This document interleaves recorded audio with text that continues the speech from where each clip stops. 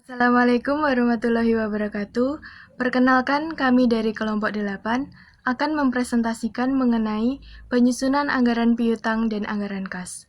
Sebelumnya, kelompok kami terdiri dari saya sendiri, Prima Arikusumawardani dengan NIM 51801111108. Yang kedua ada Rifki Pratama dengan NIM 51801111069. Yang ketiga ada Fitri Wahyu Widyastuti dengan NIM 51801111095, dan yang terakhir ada Putri Milawati Kusna dengan NIM 51801111115. Yang selanjutnya ada materi mengenai anggaran piutang. Seperti yang kita ketahui bersama, piutang merupakan salah satu bentuk investasi yang tidak berbeda dengan investasi yang lainnya, seperti investasi yang berwujud kas atau bank, persediaan, bisa juga berupa bahan baku, persediaan barang jadi, dan persediaan barang setengah jadi, dan sebagainya. Jadi, yang dimaksudkan dengan anggaran piutang itu apa sih? Anggaran piutang merupakan suatu anggaran yang dibuat untuk merencanakan jumlah piutang perusahaan secara rinci dan perubahan-perubahannya dari waktu ke waktu pada periode akuntansi yang akan datang. Materi selanjutnya yaitu mengenai manfaat dari anggaran piutang. Dengan dibuatnya anggaran piutang ini dimaksudkan untuk meningkatkan omset penjualan dari perusahaan. Dengan meningkatnya volume penjualan perusahaan, maka keuntungan pun akan meningkat. Dengan adanya hubungan utang piutang antara perusahaan dan pembelinya, maka akan membangun hubungan yang lebih erat lagi antara perusahaan dan pembelinya. Dengan adanya hubungan yang lebih erat ini, maka perusahaan akan mendapatkan keuntungan juga dari selisih bunga modal yang didapatkannya. Presentasi selanjutnya akan dilanjutkan oleh teman saya. Perkenalkan, nama saya Putri Milawati Husna, NIM 115. Di sini saya akan sedikit membahas tentang faktor penyusunan anggaran piutang. Agar suatu budget dapat berfungsi dengan baik, maka taksiran-taksiran yang termuat di dalamnya harus cukup akurat sehingga hasilnya tidak jauh berbeda dengan realisasinya. Untuk melakukan taksiran yang akurat, diperlukan data informasi yang lengkap dan pengalaman yang telah terjadi pada tahun-tahun sebelumnya yang dijadikan sebagai faktor penetapan piutang. Nah, faktor-faktor yang harus dipertimbangkan dalam menyusun anggaran piutang yang pertama yaitu semakin besar jumlah penjualan, akan cenderung semakin besar pula transaksi penjualan secara kredit yang akan dilakukan, sehingga piutang perusahaan juga akan bertambah. Faktor yang kedua yaitu ada keadaan persaingan di pasar. Semakin tinggi tingkat persaingan di pasar, maka volume penjualan secara kredit juga semakin meningkat. Faktor yang ketiga yaitu posisi perusahaan dalam persaingan. Semakin kuat posisi perusahaan di pasaran, maka perusahaan cenderung untuk melakukan penjualan secara tunai. Namun sebaliknya, jika posisi cenderung lemah, maka perusahaan melakukan penjualan secara kredit. Faktor yang selanjutnya yaitu syarat pembayaran atau term of payment. Semakin besar potongan penjualan secara tunai, maka piutang akan semakin sedikit. Artinya konsumen cenderung membeli secara tunai. Namun sebaliknya, jika potongan penjualan semakin besar, maka konsumen cenderung untuk melakukan pembelian secara kredit. Akibatnya, piutang perusahaan juga akan semakin besar. Faktor selanjutnya yaitu kebijakan perusahaan dalam penagihan piutang. Semakin intens perusahaan melakukan penagihan piutang, maka jumlah piutang perusahaan semakin berkurang. Sebaliknya, jika perusahaan tidak aktif, maka jumlah piutang juga akan semakin menumpuk. Faktor yang terakhir yaitu rencana perusahaan. Rencana perusahaan untuk melakukan penjualan secara kredit itu semakin besar rencana penjualan secara kredit, berakibat jumlah piutang juga semakin besar. Materi selanjutnya yaitu proses dan piutang. Langkah-langkah menyusun anggaran piutang ada 4. Yang pertama, menentukan besarnya penjualan tunai dan penjualan kredit yang dihasilkan oleh perusahaan dalam jangka waktu 1 bulan atau triwulan. Yang kedua yaitu menentukan besarnya syarat penjualan kredit. Hal ini akan mempengaruhi jumlah piutang yang akan diterima oleh perusahaan dan merangsang kepada pelanggan untuk segera melunasi piutangnya.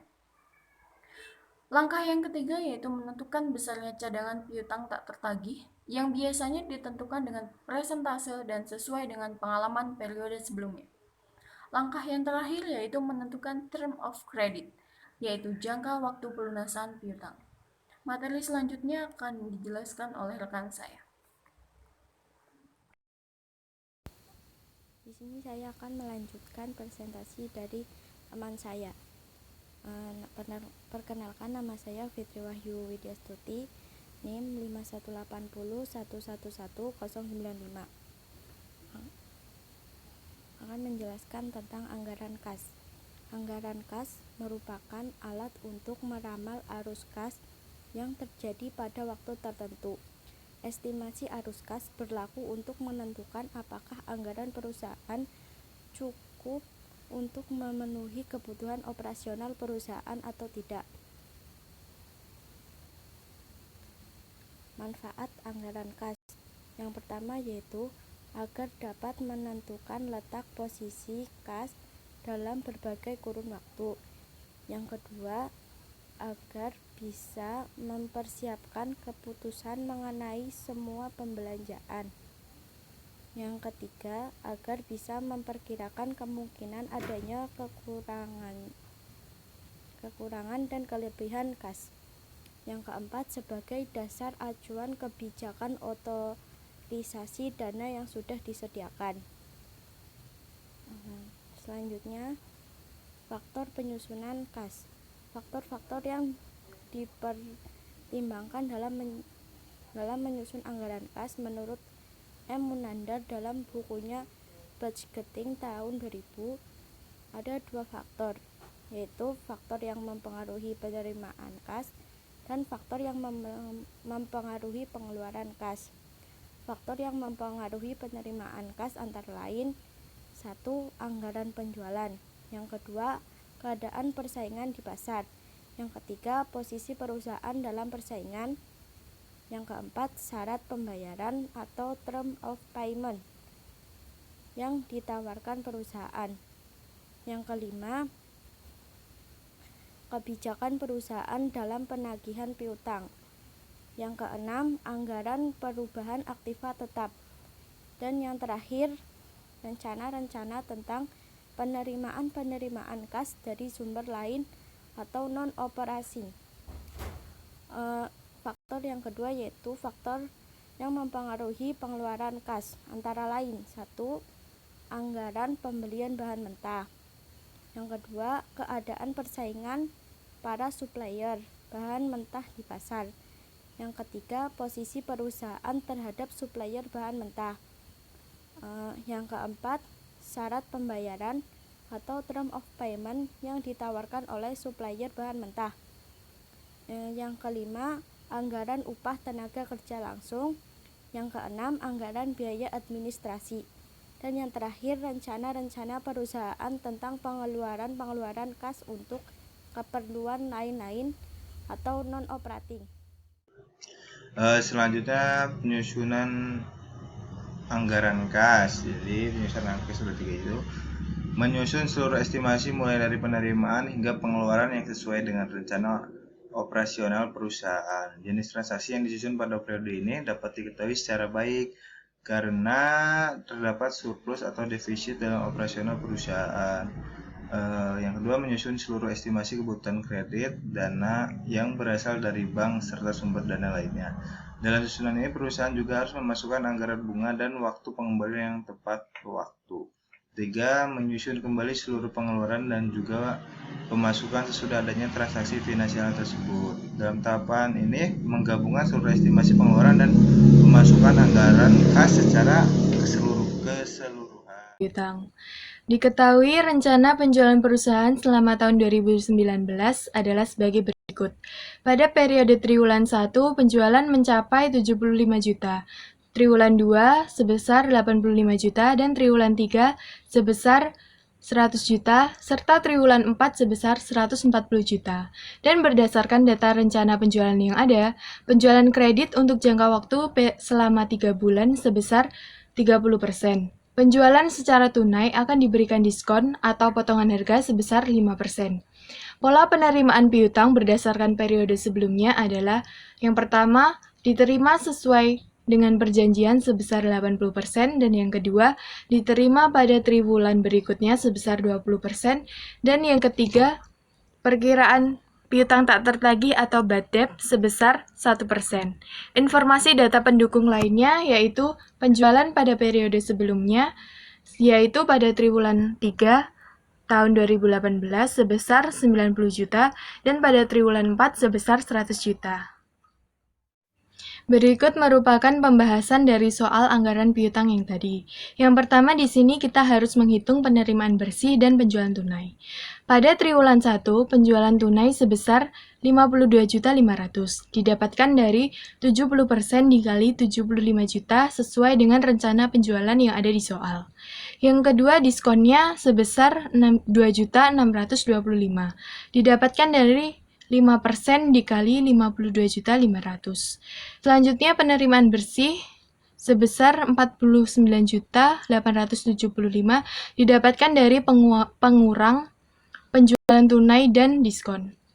Lalu pada triwulan kedua perhitungannya sama seperti pada triwulan 1 dan penjualan tunainya sebesar 59.500.000, diskonnya sebesar 2.975.000 dan penerimaan bersihnya sebesar 56.525.000. Pada triwulan ketiga, penjualan tunai sebesar 70 juta, diskon sebesar 3.500.000 dan penerimaan bersih 66.500. Dan triwulan keempat, penjualan tunai mencapai 98 juta, diskonnya sebesar 4.900.000 dan penerimaan bersih sebesar 3.100.000.